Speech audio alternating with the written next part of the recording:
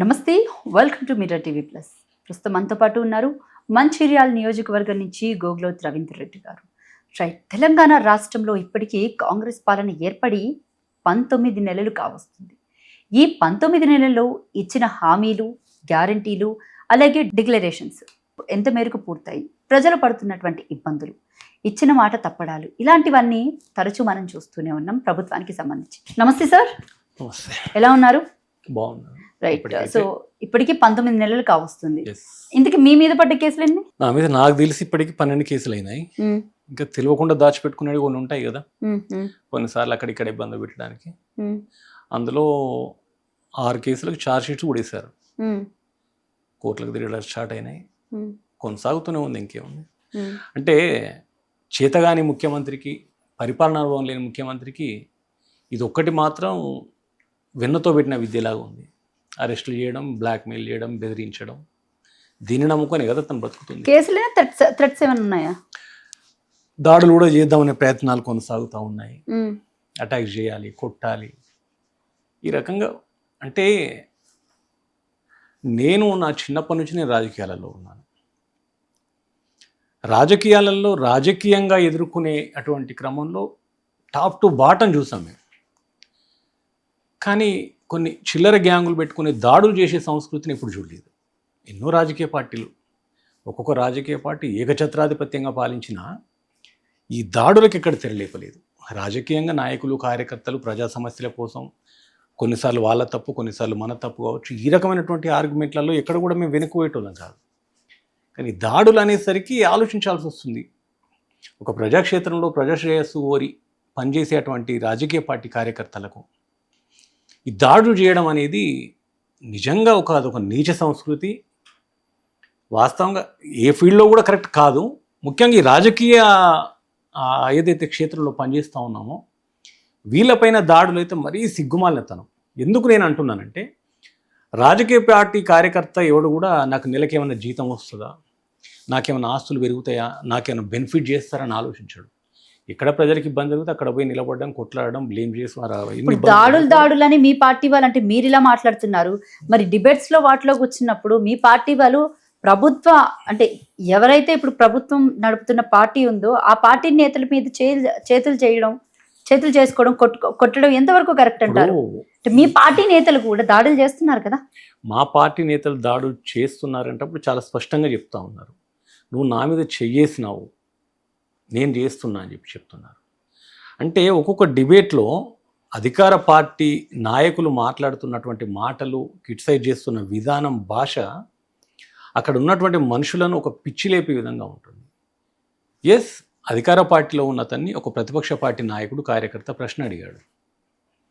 దానికి సూటిగా సమాధానం చెప్పుకోవడం చేతగాక ఒక విపరీతమైనటువంటి ధోరణి క్రియేట్ చేస్తున్న క్రమంలో ఒకటి చిన్న చితక జరుగుతున్నాయి. వాటిని భూతద్దంలో పెట్టి చూపెట్టుకోవడం తప్పితే ఎక్కడ కూడా మనం చెప్పుకునే అంత పెద్ద గొడవలు కానీ అట్లాంటి ఒక్కొక్క స్టూడియోలల్లో కాంగ్రెస్ వాళ్ళు మాట్లాడే మాటలు, ఇచ్చే వార్నింగులు చెప్పుకోజాలని విధంగా ఉన్నాయి. వాటిని ఎక్కడ హైలైట్ చేయట్లేదు. మరి టీవీ ఛానళ్ళ మీద దాడి గురించి ఏం చెప్తారు? ఇప్పుడు దాడి చేస్తారని భయపడుతూ ఉన్న కొన్ని టీవీ ఛానళ్ళు ముందుగానే సెక్యూరిటీ పెట్టుకొని కాపలాదారులు పెట్టుకుంటున్నారు. ఇప్పుడు ఒకటి చెప్తా వినండి. జర్నలిజం అనేది ప్రపంచంలో అత్యంత గౌరవప్రదమైనటువంటి ఒక ప్లాట్ఫామ్. ఆ జర్నలిజం అనే ముసుగు ఒకటి పెట్టుకొని ఎదుటి పార్టీ నాయకులను నా ఇష్టాను రాజ్యం మేము మాట్లాడతాం, మాకు నచ్చిందే వేదం, మాకు ఆ రైట్ ఉంది అని చెప్పి ప్రవర్తించే క్రమంలో చెప్పాల్సిన అన్ని రకాలే చెప్పాము, ఇవ్వాల్సిన ఫిర్యాదులు అన్నీ ఇచ్చినాం. నిన్నగాక మొన్న పోలీసు వాళ్ళే చెప్పారు, హీరోయిన్లకు కానీ ఎవరికి కానీ ఫోన్లు చేసినటువంటి దాఖలాలు ఇక్కడ లేవు అని. ఒకవైపు బాధితులనే చెప్పాలి మీడియాకి. సీక్రెట్ ఏజెన్సీ స్టైల్లో సేకరించుకుంటారు జర్నలిస్టులు అనేవాళ్ళు. వాళ్ళ దగ్గర ఒక ఎవిడెన్స్ పెట్టుకొని పనిచేస్తారు. నిజంగానే వాళ్ళు చేసిన ఆరోపణలలో నిజాలు, వాస్తవాలు ఉంటే అవి బయట పెట్టాలి. కానీ రాత్రికి రాత్రి పెట్టినటువంటి వీడియోలను ఎందుకు తీస్తున్నట్టు? చట్టాలు లేవా, న్యాయాలు లేవా? మీరు దాడులు చేయడానికి మీరు సరిపోతారా? ఎస్, చట్టాలు ఏవైతున్నాయో ఆ చట్టాలు, న్యాయాలు, న్యాయస్థానాలను నమ్ముకొని పనిచేస్తూ ఉన్నాం. ఏవైతే చట్టాలు ఉన్నాయో ఆ చట్టాల కన్సర్న్లో, అధికార పార్టీ కన్సర్న్లోనే కొన్ని మీడియా ఛానళ్ళు నడుస్తూ ఉన్నాయి. ఈరోజు ప్రభుత్వం ఎవరిది ఉన్నది? కాంగ్రెస్ పార్టీ ప్రభుత్వం ఉంది. కాంగ్రెస్ పార్టీ ప్రభుత్వాన్ని ప్రశ్నించడం చేతగాక 18-19 నెలలైంది ప్రభుత్వం ఏర్పడి, ఇంకా కేసీఆర్ గారి మీద, కేటీఆర్ గారి మీద, హరీష్ రావు గారి మీద మాట్లాడితేనే మా ఛానల్ బ్రతుకుతుంది అంటే అది మూర్ఖత్వం కాకపోతే ఏమవుతుంది? ఇంకొక మాట కూడా చెప్తా, ఆ ఛానల్కు ఎంతమంది సపోర్ట్ చేసిండ్రు? ఎన్ని మీడియాస్ ఉన్నాయి, మంచి పేరుగాంచినటువంటి మీడియా ఉన్నాయి, ఎన్ని మీడియాలు సపోర్ట్ చేసినాయి, ఎన్ని వాళ్ళకి వత్తాసు పలికారు? ఒకసారి అది కూడా ప్రశ్నించుకోవాలి. నేషనల్ మీడియాలో కథనాలు కూడా వచ్చాయి కదా. అయితే నేషనల్ మీడియాలో ఏ రకంగా వాళ్ళు మేనేజ్ చేసుకుంటున్నారో తెలుసు, దాంట్లో సూత్రధారులు ఎవరో తెలుసు, ఎవరెవరి ప్రోత్సాహంతో తెలంగాణ అస్తిత్వం మీద దాడి జరుగుతుందో కూడా మాకు ఆ వీడియో ఉంది. ఇప్పుడు మీరు ముందుగానే రీసెంట్గా మళ్ళీ హెచ్చరించడం జరిగింది ఇంకొక 2-3 ఛానళ్ళు ఉన్నాయని. అదే రీసెంట్గా అయితే ఇటు ఏవిఎన్ రాధాకృష్ణ మీద కూడా పెద్ద ఎత్తున సోషల్ మీడియా వేదికగా ప్రచారం చేస్తూ ఉన్నారు. అంటే ఆయన రాసినటువంటి ఒక ఆర్టికల్ ఏదైతే ఉందో, తెలంగాణ బీఆర్ఎస్ జాగిరా అని చెప్పేసి అని చాలా మంది దానికి నిరసనగా వ్యక్తం చేస్తూ ఎవరికి నచ్చినట్టు వాళ్ళు పోస్టులు పెడుతూ ఉన్నారు. దాని గురించి మీ కామెంట్ ఏంటి? అసలు 100% అత్యంత గర్వంగా చెప్పుకుంటున్నాం మేము. ఎస్, తెలంగాణ బీఆర్ఎస్ జాగిరే. ఎట్లా చెప్తారు మీరు? బీఆర్ఎస్ జాగిర్ అని ఎందుకు చెప్తున్నాను కూడా చెప్తాను నేను. చెప్పండి. ఎందుకు బీఆర్ఎస్ జాగిర్ అంటే, దశాబ్దాల కాలంగా మా తెలంగాణ రాష్ట్రం మాకు కావాలని చెప్పేసి పోరాటాలు కొనసాగించిన చాలామంది లొంగిపోయారు. ఎలాంటి ఒడిదుడుకులు కానీ అణిచివేతలకు కానీ వెనుకడుగు వేయకుండా, ఎన్ని ప్యాకేజెస్ ఆశ చూపినా సరెండర్ కాకుండా ఉద్యమాన్ని కొనసాగించి 2 జాతీయ పార్టీల మెడలు వంచి తెలంగాణ సాధించిన ఏకైక నాయకత్వం కేసీఆర్ గారిది, బీఆర్ఎస్ మాత్రమే. అదే క్రమంలో తెలంగాణ నాయకులకు పాలించుడే చేత కాదన్న చోట భారతదేశంలోని ఒక గొప్ప రాష్ట్రంగా తీర్చిదిద్దినటువంటి చరిత్ర కేసీఆర్ గారికి దక్కింది, బీఆర్ఎస్ పార్టీకి దక్కింది. బీఆర్ఎస్ పార్టీ అధికారంలో ఉన్న 10 ఏళ్లలో ఏ నాయకుడు కూడా ఇక్కడ ఎదురు చూడలే. ఎప్పుడైతే బీఆర్ఎస్ పార్టీ అధికారాన్ని కోల్పోగానే శిష్యుణ్ణి ఇక్కడ ముఖ్యమంత్రిగా పెట్టుకున్నటువంటి నాయకులు ఆయన ద్వారా, ఒకవైపు మిత్రపక్షంగా వండుకుంటూ బీజేపీ ద్వారా సీమాంధ్ర నాయకులు తెలంగాణ ప్రాంతాన్ని అవమానించడం, అణిచివేయాలని చూడడం, హేళన చేయడం, క్రిటిసైజ్ చేస్తూ మాట్లాడడం, ఇక్కడికి వస్తున్నటువంటి పెట్టుబడులను తన్నుకుపోవడం, ఇవన్నీ జరుగుతూ ఉంది. తెలంగాణ వాసులంతా బీఆర్ఎస్ వాసులేనా మరి? అట్లయితే అదే చెప్తున్నా, బీఆర్ఎస్ పార్టీ అంటేనే తెలంగాణ అంటేనే బీఆర్ఎస్. ఎందుకు నేను అంటున్నానంటే, ఇలా జరుగుతున్న చోద్యాలని చూస్తూ ఉన్నాం. తెలంగాణ రాష్ట్రంలో ఒక గొప్ప నాయకత్వం ఎదిగినప్పుడు ఆ నాయకత్వాన్ని అణిచివేయాలని చూస్తున్నటువంటి కొంతమంది సీమాంధ్ర నాయకులకు తొత్తులుగా మారినటువంటి వాళ్లకు తెలంగాణ బాగుపడాలనే ఆలోచన కానీ, తెలంగాణకు మేలు చేయాలనే ఆలోచన కానీ, చిత్తశుద్ధి కానీ లేదు. ఏకైక నాయకుడు అన్ని రకాల చిత్తశుద్ధి ఉండి అన్ని రకాల రాష్ట్ర అభివృద్ధి చేయాలన్న నాయకుడు కేసీఆర్ గారు మాత్రమే. కేసీఆర్ గారు మాత్రమే నా తెలంగాణ అంటారు. ఇలా బీజేపీ కానీ కాంగ్రెస్ కానీ తెలంగాణ కూడా అనొద్దు అంటున్నారు. ఇప్పటికీ మేము భారతీయులం, మాది భారతదేశం అని గర్వంగా చెప్పుకోవచ్చట, కానీ మాది తెలంగాణని మేము చెప్పుకోవద్దట. ఎందుకు చెప్పుకోవద్దు? తెలంగాణ అనే పదాన్ని బంద్ చేయాలని చెప్పేసి ఇలా బీజేపీ నాయకులు చెప్తా ఉన్నారు, ఒకవైపు కాంగ్రెస్ నాయకులు చెప్తా ఉన్నారు. అప్పుడు మేము గర్వంగా ఏం చెప్పుకుంటున్నాం? మా తెలంగాణ, మా జాగిరి అంటున్నాం. బీఆర్ఎస్ పార్టీ అంటే మా ఒక్కరిది కాదు, యావత్ తెలంగాణ ప్రజలు. అంటే ఇప్పుడు మీరు మాట్లాడే ఈ విధమైన మాటలన్నీ చూస్తుంటే తెలంగాణ యావత్తు జనాన్ని కూడా మీరంతా ఒక రెచ్చగొట్టే ధోరణిలో ఈ మాటలు అయితే కనపడుతుంది. ఇప్పుడు నేను ఏమంటున్నా, రెచ్చగొట్టడం అని మీరు అంటున్నారు. మా ఆత్మగౌరవం, మా అస్తిత్వం మీద దెబ్బ కొట్టాలని ప్రయత్నం చేస్తున్న దానిపైన మేము తిరగబడతామని మేము అంటున్నాం. మా అస్తిత్వాన్ని దెబ్బ కొట్టాలని చూస్తా ఉన్నారు. బీజేపీలో ఉన్నటువంటి వాళ్ళు తెలంగాణ వాసులే, కాంగ్రెస్ లో ఉన్నటువంటి వాళ్ళు తెలంగాణ వాసులే, తెలంగాణ రాష్ట్ర వ్యాప్తంగా చాలా మంది తెలంగాణ వాసులే ఉన్నారు తప్ప వాళ్ళు ఎందుకు తెలంగాణ వద్దు అని ఎలా చెప్తారు? అదే ప్రశ్న నేను అడుగుతున్నా. బీజేపీలో ఉన్న నాయకులు స్వయంగా తెలంగాణ అనొద్దు అన్నప్పుడు బీజేపీ అధిష్టానం వాళ్ళపైన చర్యలు తీసుకోవాలి. మీరుంటున్నటువంటి రాష్ట్రం, మన పార్టీకి ఓట్లేసిన ప్రజలను తెలంగాణ అనొద్దు అని చెప్పేసి నువ్వు ఏ రకంగా మాట్లాడమని చెప్పేసి ఆయనకు షోకాజ్ నోటీస్ ఇవ్వాలి, ఆయన సమాధానం కోరాలి. అది పోను ఇలా నాయకునికి వత్తాసు పలుకుతున్నట్టు. రైట్, ఒక్క మాట చెప్పండి, తెలంగాణ ఇచ్చిందా తెచ్చుకుందా? సూటిగా సుత్తి లేకుండా ఒకటే. భారతదేశం ఇచ్చిందా తెచ్చుకున్నదా? మేము కూడా అడుగుతాం. భారతదేశం గొప్పతనం వీళ్ళు ఎందుకు మెడకేసుకుంటున్నారు?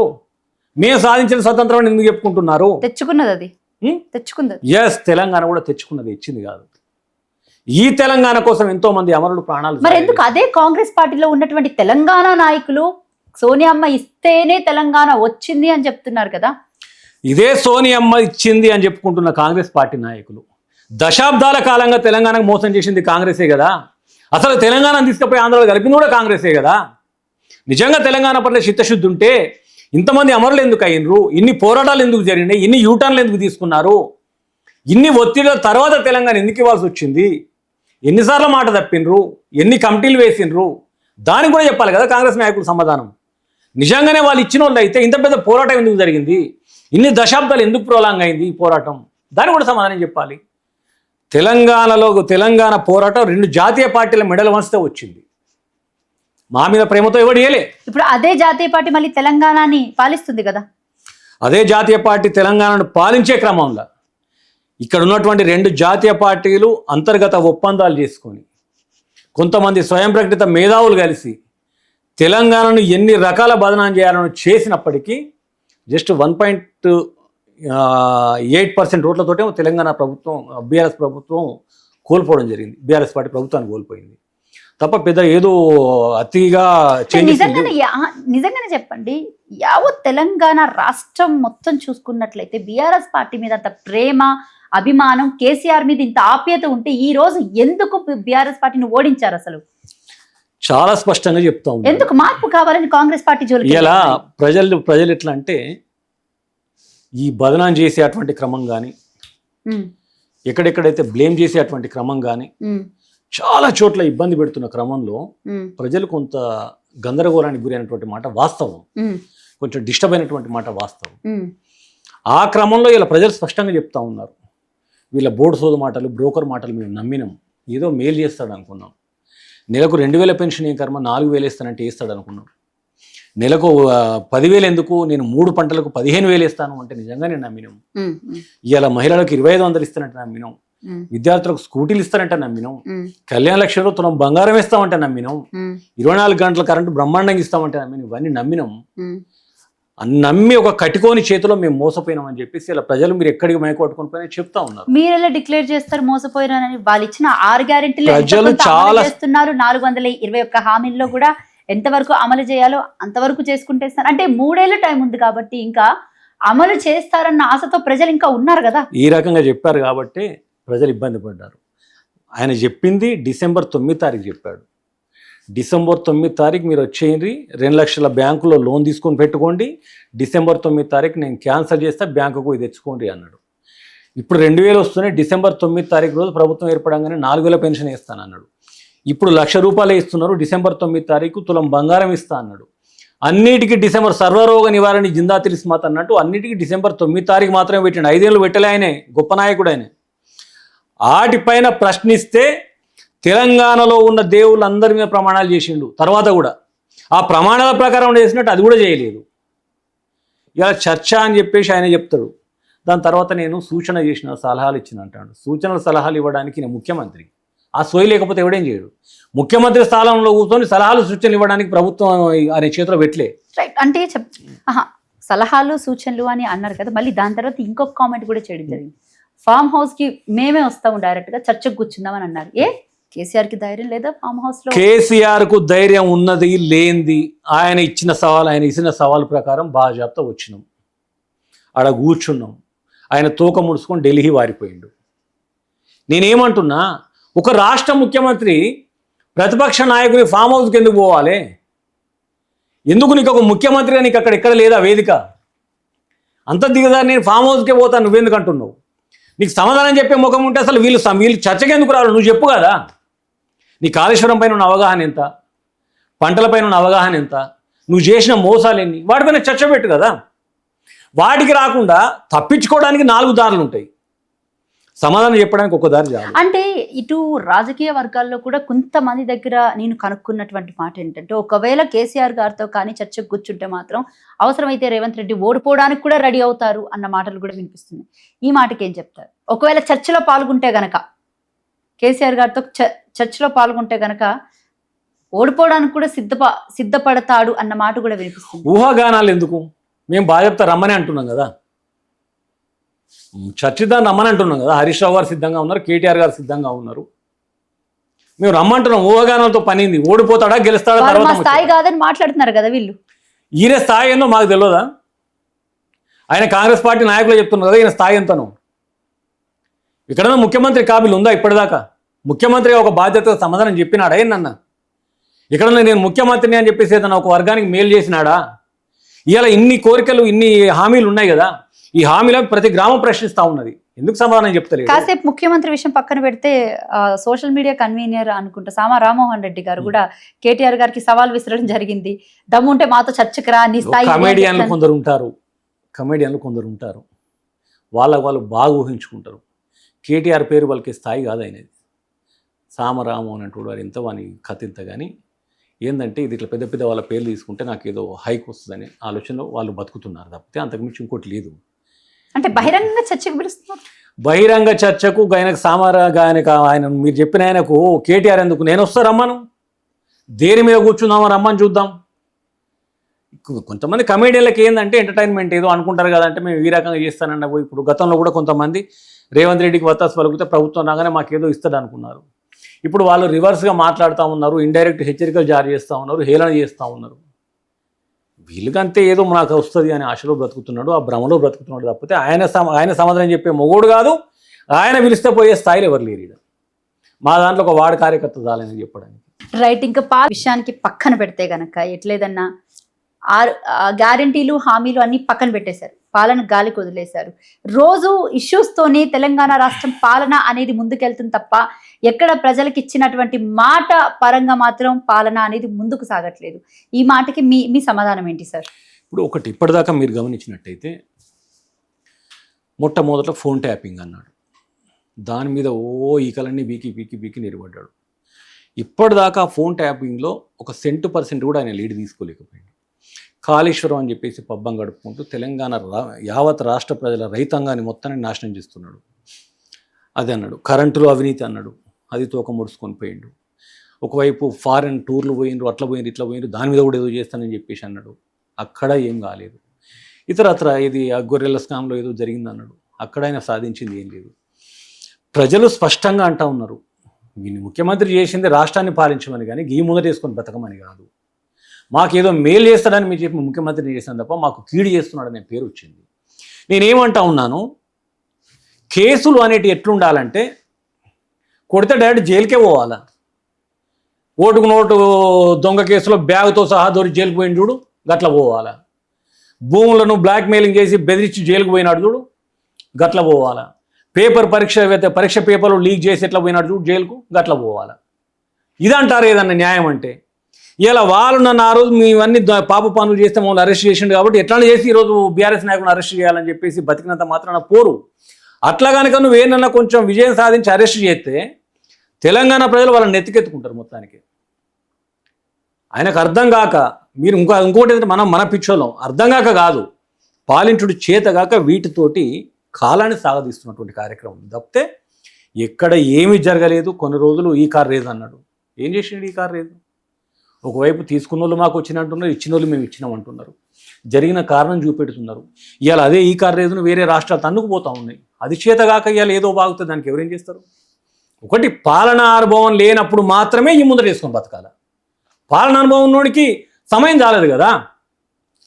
గత చరిత్ర మనం చూసినట్టయితే ప్రతి ముఖ్యమంత్రి రాత్రి 3కి 4కి లేచినటువంటి ఒక ట్రాక్ రికార్డు ఉంది. వాళ్ళ అపాయింట్మెంట్స్ దొరికేది కాదు. వినలేక గాలి తిరుగులు ఎవరు తిరగలే. తెల్లవారితే ఢిల్లీ తెలంగాణ సొమ్మంతా ఢిల్లీకే దానం చేస్తుండు కదా. వాటిపైన సమాధానం చెప్పడం చేతగానప్పుడు ఈ కేసులు నమ్మకం. ఇప్పుడు 47సారి 8సారి ఢిల్లీకి వెళ్ళడం జరిగింది, యూరియా కోసం వెళ్ళారని చెప్పేసి అని పెద్ద ఎత్తున ప్రచారం కూడా ఇటు ప్రతిపక్ష నేతలు చేస్తున్నారు. అంటే మీరు ఏం చెప్తారు ఈ మాటకి? అంటే నేను ములుగు వెళ్ళడం జరిగింది, ములుగులో చాలామంది యూరియా కోసం రైతులు ఎంత పెద్ద ఎత్తున గంటల తరబడి వెయిట్ చేస్తున్నటువంటి సందర్భాలు కనిపించాయి. అలాగే చాలామంది మోకాళ్ళ నొప్పులతోటి, పెద్ద వయసు గల వాళ్ళు, తిండి లేకుండా తిప్పలు లేకుండా పొద్దున్న 6 గంటలకు వచ్చి సాయంత్రం 4 గంటల దాకా యూరియా బస్తాల కోసం ఎదురు చూస్తూ ఉన్నటువంటి పరిస్థితులు కనపడుతున్నాయి. ఏం చెప్తారు?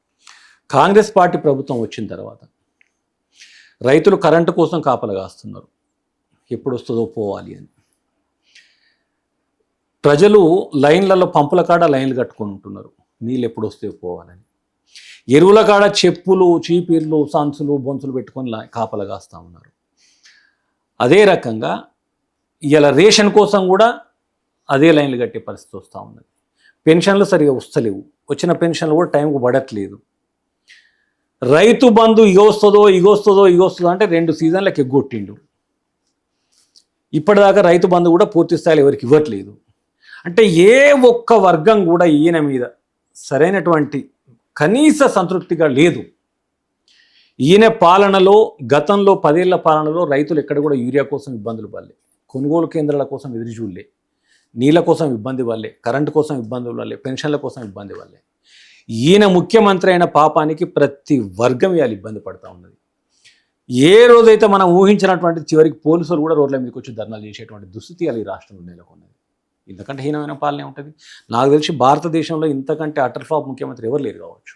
రైట్. 42% బీసీ రిజర్వేషన్స్ అవ్వకుండా స్థానిక సంస్థల ఎన్నికలకు వెళ్తే ఈ రోజు బీఆర్ఎస్ పార్టీ నేతలు కొంతమంది కీలక నేతలు పెట్టినటువంటి ప్రెస్ మీట్లో కొన్ని విషయాలు మాట్లాడడం జరిగింది.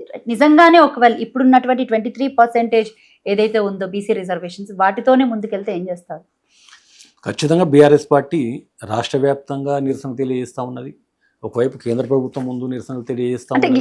ఇప్పుడెందుకు కథం దొక్కుతుంది? ఇన్ని రోజులు ఏమైపోయింది? అది మొదటి నుంచి కూడా ముఖ్యమంత్రి కేసీఆర్ గారు ఉన్నప్పటి నుంచి కూడా ఇది ఉన్నది.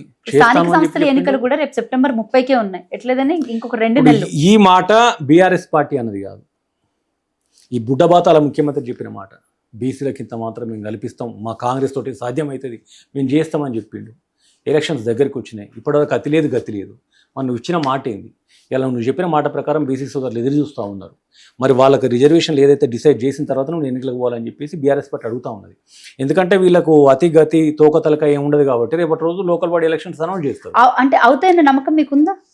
అనౌన్స్ చేయాలనే ఆలోచనలో వీళ్ళు ఉన్నారు. ఇప్పుడు అండగా మీరు బీసీలకు అండగా ఇప్పుడు వస్తున్నారు, కానీ 2 నెలలే టైం ఉంది. 2 నెలల్లో బీసీ రిజర్వేషన్స్ అవుతాయన్న నమ్మకం మీకుందా? అసలు 2 నెలల్లో ఆయన ఎన్నికలు పెడతాడా పెట్టడా అనేది కూడా ప్రశ్నార్థకంగానే ఉంది. హైకోర్టు తీర్పిచ్చింది కదా సెప్టెంబర్ 30 హైకోర్టు ఖచ్చితంగా నిర్ణయించాలి అని చెప్పేసి హైకోర్టు చెప్తా ఉన్నది. ఈయన రిజర్వేషన్లు అనేవి ఇప్పటి వరకు చేయలేదు, వాళ్ళ వాటా ప్రకారం వాళ్ళకి లెక్క తేల్చలేదు. తేల్చకుండా నువ్వు ఎన్నికలకు ఎట్లా పోతామని చెప్పేసి ప్రజల పక్షాన్ని నిలబడి బీఆర్ఎస్ పార్టీ చేసే పోరాటం 100% అర్థవంతమైనది. దానికి సమాధానం ముఖ్యమంత్రి చెప్పాలి. ముఖ్యమంత్రి ఎన్ని యూటాలను తీసుకున్నాడో మనం చూసినాం. ఈ బీసీ రిజర్వేషన్లో కూడా స్వయంగా ఆయన బీరాలు పలికినటువంటి సందర్భాలు కూడా ఉన్నాయి, ఆ వీడియోలు కూడా ఉన్నాయి. ఇప్పుడు వాటిపైన ఎందుకు స్పందిస్తలేడు అనేది బీఆర్ఎస్ పార్టీ. అంటే ఏం చేస్తే బీసీ రిజర్వేషన్స్ అవి మళ్ళీ స్థానిక సంస్థలు ఎన్నికలకు వెళ్ళొచ్చు అంటారు? ఇప్పుడు ఈయన లేనిపోని లెక్కలు అని చెప్పేసి మొన్నటిదాకా కొన్ని లెక్కలు చేసిండు. ఈయన లెక్కలు చేసేటప్పుడు కులగణన అనేది చేపట్టినప్పుడు కులగణన మాత్రమే ఎజెండాగా పెట్టుకుని ఉండే. నీకు ఇంట్లో సైకిల్ ఉన్నదా, స్కూటీ ఉన్నదా, బైక్ ఉన్నదా, కారు ఉన్నదా, టీవీ ఉన్నదా, ఫ్రిడ్జ్ ఉన్నదా, ఏసీ ఉన్నదా, వ్యవసాయ భూములు ఏంది, ఇవన్నీ పెట్టేసరికి చాలామంది ఈ కులగణనకు దూరంగా ఉన్నారు. ఈయన కావాల్సుకొని చేసినా ఇప్పుడు అర్థమవుతా ఉన్నది. ఈయన కులగణన మాత్రమే చేయాలన్నప్పుడు ఇలా నేరుగా నా దగ్గరకు వచ్చి నీ కులం ఏంటంటే నేను చెప్తాను, నా పక్క వారి దగ్గరికి వెళ్ళి నీ కులం ఏంటంటే చెప్తాను, అప్పుడు కులగణన సాధ్యమవుతుంది. కులగణనకి ఇవన్నీ అవసరం లేదు కదా. అని ఏంటంటే ప్రతిదీ దాటేయాలి. కాంగ్రెస్ పార్టీ చరిత్రలో ఏది కూడా ఒక సక్రమమైనటువంటి నిర్ణయం తీసుకొని ప్రజలకు అందించిన చరిత్ర లేదు. అంతకంటే హీనమైనటువంటి పాలన ఇలా రేవంత్ రెడ్డి చేతిలో కూడా ఉంది. కాబట్టి ఇవన్నీ ఏమంటారు చూడు, ప్రజలకు ఆశ చూపెట్టి మోసం చేసే కార్యక్రమం తప్ప మరొకటి కాదు. బీసీ సోదరులను కూడా మేము చాలా స్పష్టంగా కోరుతా ఉన్నాం, 100% ఏదైతే మీకు మోసం తలబెడుతున్న ముఖ్యమంత్రిని ప్రశ్నించండి అని చెప్తా ఉన్నాం. రైట్. అంటే ఓ పక్క నుంచి ముఖ్యమంత్రి తనని చెప్పుల దొంగలా చూస్తున్నారు పార్టీలో అని చెప్పేసి సభాముఖంగా అంత ప్రజల మధ్య బహిరంగంగా చెప్పుకోవడం జరుగుతుంది. ఓ పక్క నుంచి మీరు ఈ రకంగా ఆరోపిస్తున్నారు. అంటే ముఖ్యమంత్రి ఒక మేర నిజాయితీగానే ఉన్నట్టు ఎక్కడో మీకు అనిపించట్లేదు, నన్ను చెప్పుల దొంగలాగా చూస్తున్నారని, లేకపోతే నాకు ప్రాధాన్యత ఇవ్వట్లేదని? నేను ఒక మాట చెప్తా, ఇలా నేనున్నాను, ఎక్కడికైనా పోయి నేను గర్వంగా నిలబడాలి, నా పేరు గొప్పగా రావాలి. గొప్పగా రాలేకపోయినా కనీసం ఒక స్థాయిలో బ్యాలెన్స్ కావాలని కోరుకుంటాను. నేను నన్ను చెప్పుల దొంగ అంటారో, చెప్పులు ఎత్తుకపోయినలాగా చూస్తారో, జేబు దొంగ అంటారో, బ్యాగుల దొంగ అంటారో అని నేను చెప్పుకోను. ఈవెన్ ఉన్న దానికి అప్పిపుచ్చుకొని రాష్ట్రపరువు తీయకుండా ఉండాలి. ఎందుకు రాష్ట్రపరువు అంటుందంటే ఈ దుర్మార్గుని నమ్మి ఒక ముఖ్యమంత్రిని చేసింది కాబట్టి. ఒక ముఖ్యమంత్రి స్థానంలో ఉన్నటువంటి వ్యక్తి ఇలా ఇంటికి ఒక తండ్రి ఉంటాడు, ఆయన కైకి చేస్తాడా, కూలి చేస్తాడా, అప్పు తెస్తాడా, అడుక్కుంటాడా, తెచ్చి బిడ్డలకు తిండి పెట్టడం అనేది ప్రధానం. ఇక నన్ను దొంగలాగా చూస్తున్నారు, నాకు పని చేతనైతే లేదు, నాకు పని ఇస్తలేరు, నేను ఇంట్లో వంట అంటే తండ్రి కాడు అక్కడ. ముఖ్యమంత్రిగా ఉన్న వ్యక్తికి ముందు భాష మీద పట్టు కావాలి. నన్ను జేబు దొంగ అంటారు, గుడికాడ చెప్పులు ఎత్తుకపోయేటోడు అంటారంటే ఒక రాష్ట్ర ముఖ్యమంత్రి మాట్లాడే మాటలు కాదవి. ఆ మాటలు మాట్లాడిన మరుక్షణం ఆ ముఖ్యమంత్రి పదవి నుంచి తప్పుకోవాలి. ఎందుకంటే నీపైన ఒక రాష్ట్రం డిపెండ్ అయి ఉన్నది, ఒక పాలన నీపైన ఒక పాలన అప్పచెప్పి కూర్చున్నారు.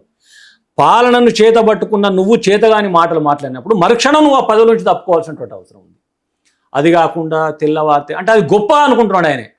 ఇందట కొంతమంది అనేసరికి అబ్బా ముఖ్యమంత్రి బాగా నిజాయితీగా చెప్తున్నాడు. నిజాయితీగా చెప్పడం కాదు, చేత కాదు అనలేక ఈ కారణాలన్నీ చెప్పడం. చేత కాదు అనలేక ఇలా భారతదేశంలో నిజంగా కూడా నూతనంగా ఏర్పడ్డ రాష్ట్ర బడ్జెట్ ఏ స్థాయికి పోయిందో తెలుసు. ఇలా అక్కడిక్కడ పోయేసి మా రాష్ట్రం అప్పుల పాలైంది, మాకు అట్లా ఇట్లా అయిందంటే వచ్చిన కంపెనీలు పోతూ ఉన్నాయి. ఇక్కడ పెడతామన్న కంపెనీలు పక్క రాష్ట్రాలు దన్నకపోతూ ఉన్నాయి. నిజంగా నేను ముఖం చూస్తే వాడు నమ్మి వచ్చే పరిస్థితి లేదు. ఇంకేం చేస్తావు ముఖ్యమంత్రిగా? ఇప్పటికైనా తప్పుకోమంటున్నాం కదా. నీకు చేతగా తప్పుకో. రేపు భావితరాల భవిష్యత్తును కూడా నాశనం చేసే కార్యక్రమాలు చేపట్టడం ఎందుకు కాంగ్రెస్ పార్టీ? మీకు దేశం అంతా కొడితే ఉన్నది ఒక 2 రాష్ట్రాలని. ఈ 2 రాష్ట్రాల పరిస్థితి చూస్తే మరోకి 20 ఏళ్ళ దాకా కోలుకునే పరిస్థితి లేదు. కాంగ్రెస్ పార్టీ చరిత్రలో ఒక దొంగలాగా దోషిలాగా నిలబడే పరిస్థితి వస్తూ ఉన్నది ఈ రెండు రాష్ట్రాలు చేపట్టి. వచ్చే 10 ఏళ్లలో మళ్ళీ కాంగ్రెస్ పార్టీ తెలంగాణ రాష్ట్రాన్ని ఏలబోతుందని పెద్ద ఎత్తున ప్రచారం చేసుకుంటున్నారు. అలాగే 100 సీట్లు తక్కువ రాకుండా మాట ఇస్తున్నా 3 ఏళ్ల ముందే అని చెప్పేసి అని మొన్న ఎల్బీ స్టేడియంలో కూడా పెద్ద ఎత్తున ప్రచారం చేసుకున్నారు. ఆయన 15 ఎంపీ సీట్లు అని చెప్పేసి అని అన్నారు. అంటే ముందుగానే ఇంత ధీమా వ్యక్తం చేస్తున్నారంటే అర్థం ఏంటి? ఆయన ఎక్కడ ధీమాగా లేడు. మూసీ నది మీద కూడా ఇట్నే మాట్లాడాడు. ఖచ్చితంగా వేస్తా తీస్తా నా అంత మొగుడేలేడని చెప్పిండు. ఏమైంది మూసి? ఎందుకు వెనక తోక ముడిసిండు? ఇవాళ నీకు 100 సీట్లు ఏర్పాటు చేసే ముఖమే ఉంటే, 100 సీట్లు గెలిచే దమ్మే ఉంటే ఈ హామీలు ఎందుకు అమలు చేస్తలేవు? ఇక్కడ నీకెందుకు ఆ దమ్ము లేదు?